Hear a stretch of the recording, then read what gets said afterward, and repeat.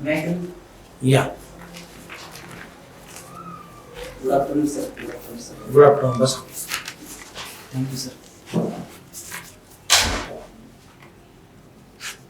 Police दलामध्ये का जायचंय बरं तुम्हाला?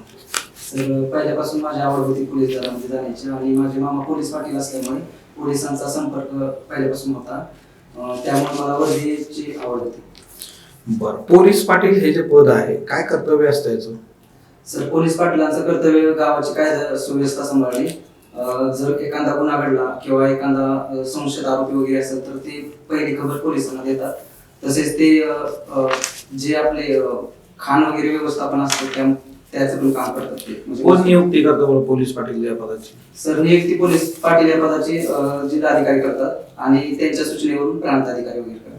बरं, पदानुक्रम सांगा बरं.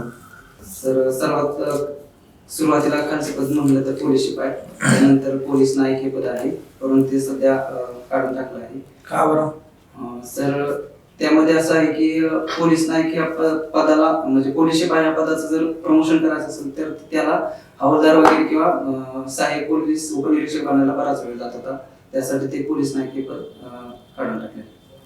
बरं, त्याच्यानंतर पोलीस कॉन्स्टेबल जो आहे आणि पोलीस नाईक हे जे पद आहे बघा, याच्यामध्ये काही साम्य आहे का? सर सॉरी सर मला त्याबद्दल. ठीक आहे, सांगा पुढचं पद. त्यानंतर पोलीस कॉन्स्टेबल, त्यानंतर सहाय्यक पोलीस उपनिरीक्षक, त्यानंतर पोलीस उपनिरीक्षक, त्यानंतर सहाय्यक पोलीस निरीक्षक, त्यानंतर पोलीस निरीक्षक, त्यानंतर पोलीस उपाधीक्षक, त्याच्यानंतर पोलीस अधीक्षक आणि त्यांच्यासोबत त्यांना सहाय्य करण्यासाठी अतिरिक्त पोलीस अधीक्षक आणि सहाय्यक पोलीस अधीक्षक असतात. त्यानंतर विशेष पोलीस महानिरीक्षक असतात. त्याच्या नंतर पोलीस महानिरीक्षक आणि उपपोलीस महानिरीक्षक असतात. त्याच्यानंतर आपले हे पोलीस महासंचालक असतात. बरं, तुम्ही तुमचं ग्रॅज्युएशन जे आहे तर ते इलेक्ट्रॉनिक्स अँड टेलिकम्युनिकेशन मध्ये केलं 2018 मध्ये. हो सर. काही जॉब ऑपॉर्च्युनिटी मिळाली होती का 18 मध्ये? हा सर मी 2018 नंतर असोसिएट सिस्टीम इंजिनियर या पदावर काम केलेलं आहे. किती वर्ष? सर 11 महिने काम. बरं, काय पगार होता तेव्हा? सर पगार त्यावेळी सुरुवातीला पॅकेज कमी होतं, नंतर मी ज्यावेळी जॉब सोडला त्यावेळी मला 19,500 पगार. जवळपास 20,000. 2.4चं तुमचं पॅकेज. तुम्ही जर हा जॉब कंटिन्यू केला असता तर जवळपास 6 वर्ष झालीत बघा. हो सर. म्हणजे 2.5 लाखापासून आपण अजून 5 वर्ष पुढे गेलो असतो. कुठं स्टँड झाला असता बरं तुम्ही? त्याच क्षेत्रात करिअर केलं असतं? सर त्या क्षेत्रात करिअर केलं असतं तर मला सध्या 10 LPA तरी असतं. हे जे कोर्सेस आहेत GCC, हा सर. का बरं केले ते? सर अनिश्चित आहे या क्षेत्रामध्ये आणि दुसरी गोष्ट म्हणजे एक टायपिंगचं एक स्किल पण आहे त्यासाठी गरजेचं आहे का टायपिंगचं स्किल आपल्याला? कोर्सेस इंजिनियर आहात तुम्ही, आजकाल व्हॉइस टायपिंग येऊन गेला, आता टायपिंगच्या स्किलचं काय करायचं? सर पहिला मुद्दा होता तर तो बेरोजगारीचा. सातारा जिल्ह्याचं ऐतिहासिक महत्व सांगा बरं काय? सर सातारा जिल्हा हा पूर्वीपासून एक मराठ्यांची राजधानी म्हणून ओळखला जातो, जे की आपला शिवाजी महाराजांचा वगैरे खूप इतिहास आहे. बरं, सातारा जिल्ह्याची राजधानी म्हणून निवड कोणी केली होती बरं? सर तशी राजधानी म्हणजे अशी नव्हती, पण एक मराठा साम्राज्याची एक भूमी प्रदेशाची राजधानी. बरं, कुठले कुठले किल्ले आहेत साताऱ्यामध्ये? सर साताऱ्यामध्ये प्रतापगड किल्ला आहे, सज्जनगड किल्ला आहे, वारगड किल्ला आहे, मेहमानगड किल्ला आहे, अजिंक्यतारा आहे. एवढ्या तुम्ही भेट दिली का अजिंक्यतारा किल्ल्याला? सर नाही. बरं, शहरापासून किती लांब आहे बरं अजिंक्यतारा? सर शहरात चिटकूनच आहे, दक्षिणेच्या बाजूला. दक्षिणेला. बरं, कासपठाराला भेट दिली तुम्ही कधी? नाही सर. बरं, काय वैशिष्ट्य आहे कासपठाराचं?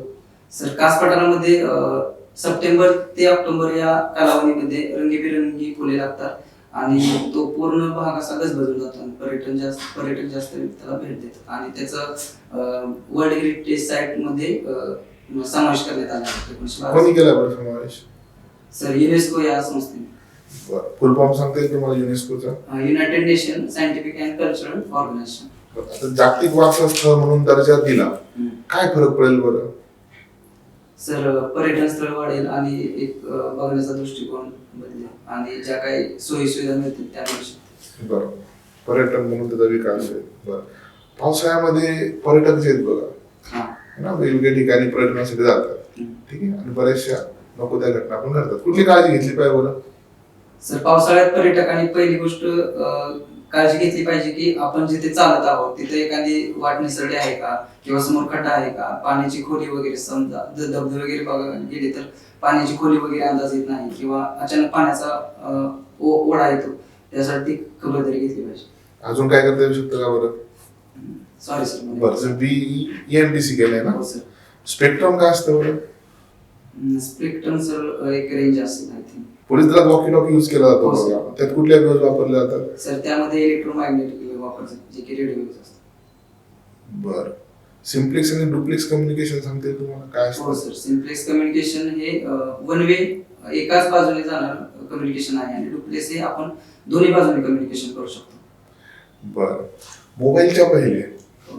कुठल्या प्रकारचे साधन वापरले जायचे बरं कम्युनिकेशन साठी? सर पोस्टाने पाठवलं जायचे पत्र, त्यानंतर एक तार म्हणून एक सिस्टीम होती त्यानुसार जायचे. बरं. छत्रपती शिवाजी महाराजांच्या काळातले सांगतील तुम्हाला कम्युनिकेशनची साधनं कुठली कुठली होती? सर ते एका प्रांतातून दुसऱ्या प्रांतामध्ये घोडेस्वारीवरून वगैरे पत्र पाठवत असे. बरं सर.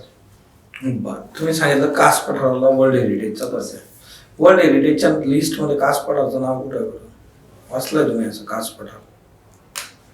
सर कास पठार असं वैयक्तिक नाही, परंतु वेस्टर्न घाट यामध्ये उल्लेख आहे त्याचा, जे की वेस्टर्न घाट कुठून कुठपर्यंत पसरला आहे बरं? सर वेस्टर्न घाट गुजरात पासून ते खाली तामिळनाडूपर्यंत.